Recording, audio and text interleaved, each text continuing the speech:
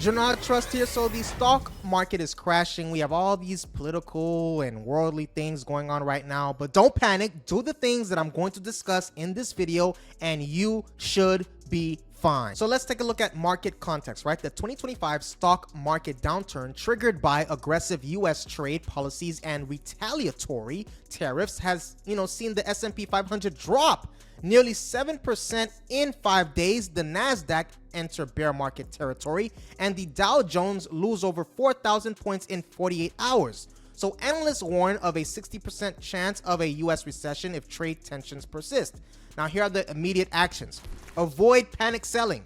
Selling during a downturn locks in losses. Reframe the crash as an opportunity to review portfolios and identify undervalued stocks. As one analyst notes, you don't lose money until you sell. So reframe fear as an opportunity to analyze. Number two, reassess the portfolio fundamentals. So revisit your original investment thesis for each holding. Sell only if the fundamentals, meaning the revenue, the growth prospects, have deteriorated, not due to price volatility. Ensure diversification across asset classes, whether that's bonds, stocks, alternatives, to mitigate sector-specific risks. Consider buying opportunities, right? Dollar cost averaging into undervalued sectors can reduce timing risks.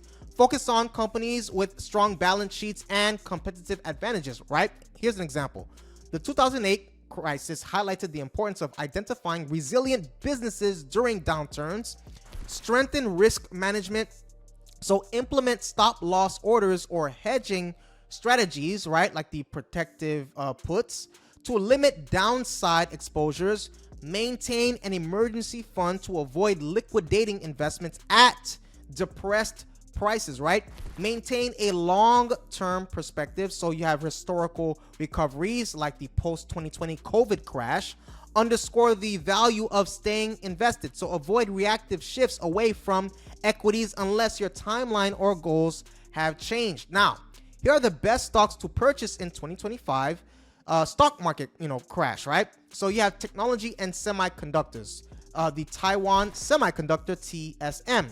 The rationale is, as the world's leading chip foundry, TSM supplies critical components for advanced electronics and AI infrastructure. So its specialized role in semiconductor manufacturing ensures long-term relevance despite, the demand swings, right? And the risk of it is the exposure to global supply chain disruptions and semiconductor market volatility. The next one we have is NVIDIA. Here's the catalyst, right? It dominates AI chip development, which is a sector poised for exponential growth. Recent sell-offs due to China tariffs present a buying opportunity, with analysts projecting 85% upside. Now here's the supporting data. So trading below historical valuations, with Wall Street's average price at, about, what was it again? Oh yeah, $173, right? You have the e-commerce and cloud computing, so Amazon, right? The strengths is the diversified revenue streams. It has AWS, retail, advertising, and a forward PE ratio of 30, which is below its historical average of 55. The opportunity is the potential tariff impacts on Chinese suppliers may pressure margins, but Amazon's scale and logistics network mitigate risks, right? We have the home improvement and retail, so Home Depot, the giant. Tailwinds, benefits from North American sourcing, reducing tariff exposure, and pent-up housing demand. A 2.56% dividend yield adds defensive appeal. The outlook, you have Citi's 432 price target implies 25% upside, citing easing mortgage rates as a catalyst. Now you have cybersecurity like CrowdStrike, right? Edge, the critical endpoint security solutions remain essential even during downturns, positioning to capitalize on rising cyber threats and cloud adaptation. You have emerging contenders. You have the Bloom Energy, BE. The niche is sustainable energy solutions via hydrogen-powered fueled cells, addressing grid instability risks. So the revenue growth projected at 20% annually. You have Mercado Libre, right? Regional powerhouse, Latin America's dominant e-commerce and fintech platform, insulated from US-China trade tensions.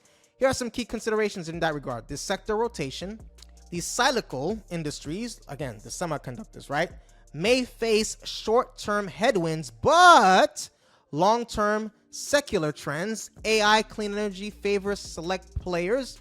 The valuation metrics, prioritize companies with strong balance sheets, competitive moats, and below historical valuations. Again, we talked about that, the Amazon or HD. Now, here are the risks of investing in stocks during a market crash. You have the premature market entry, right? Attempting to time the market is, fraught with uncertainty. Even if stocks appear discounted, they may decline further before recovering, as noted in the, the April 2025 Yahoo Finance analysis. Purchasing stocks after a market crash might seem wise, but if the market hasn't truly bottomed out, you could incur further losses. Then you have the individual stock volatility, so company-specific failures. So buying individual stocks during a crash risk exposes the businesses that may not survive the downturn. Examples, you have the Lehman Brothers of 2008, which highlight how even established firms can collapse. You have margin calls, so investors using borrowed funds face amplified losses. A 75% drop in stock value could wipe out equity and trigger repayment demands, as seen during the Great Depression. You have the psychological stress. So market crashes test emotional resilience. So the urge to sell during volatility often leads to locking in losses, undermining long-term gains, as Warren Buffett advises. Fear-driven decisions counteract the principle of being greedy when others are fearful. You have economic uncertainty, like recession risk. In April 2025, S&P Global raised recession probabilities to 30 to 35%.